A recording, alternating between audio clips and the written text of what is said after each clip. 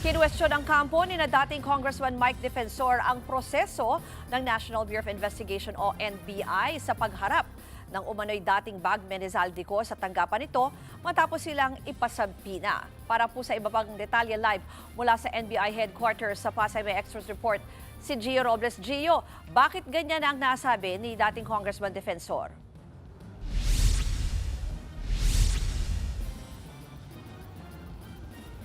Ruth, hindi nga nagustuhan ni na Defensor ang tila custodial interrogation o manong estilo ng NBI sa pakikipag-usap sa mga bagmeniko na mga dating miyembro rin daw ng Philippine Marines. Ibig sabihin, isa-isang kinausap at pinasok sa magkakahiwalay na kwarto ang mga dating Marines na mga ahente ng NBI.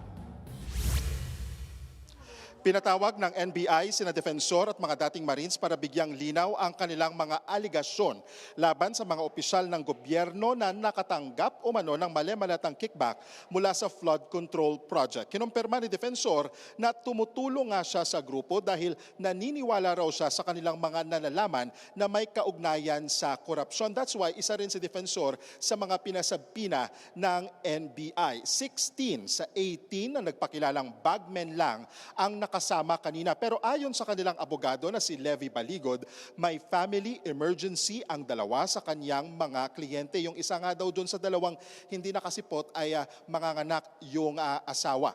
Sa panayam naman kay Baligod, iginiit nito na handa silang makipagtulungan sa NBI. Kaugnay sa pahayag ni Defensor, kinumpirma rin ni Baligod na pinayagan niya ang custodial interrogation dahil wala naman umano silang tinatago. Pasado alauna kanina nang makaalis sina Baligod kasama ang mga Marines. Anya, naging fruitful, productive ang kanilang pagharap sa NBI. Sinabi rin ni Baligod na hindi suspects kundi potential witnesses na raw ang turing sa kanyang mga kliyente.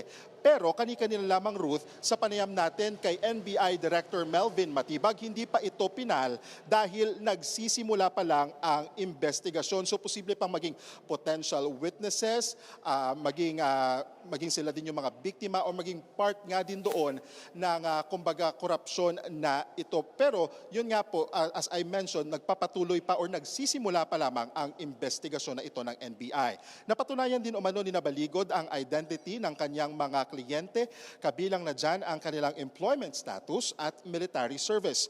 Pinatotohanan din daw ni Baligod na 16 sa kanyang mga kliyente ay dating mga Marines at dalawa naman ang mula sa Philippine Army, taliwas sa unang pahayag ni NBI Director Matibag. Nakatakdang bumalik sina Baligod sa NBI para magsumite ng dagdag na mga dokumento sa susunod na linggo, araw ng Martes, March 17. At sa parehong interview din kanina kay Attorney Baligod, kinumpirma nito na nakatanggap sila ng liham mula sa Office of the Ombudsman para makita umano ang affidavit ng mga sundalo. Nakahanda naman daw silang humarap sa Ombudsman at magsumite nga ng magkakahiwalay na affidavit. Ruth. Yan po ang Express Report ni Gio Robles live mula sa Pasay. Mga kapatid, Ruth Cabalpo, para sa mabilis na pasada ng mga balitang dapat niyong malaman, mag-follow at mag-subscribe sa social media pages ng News 5.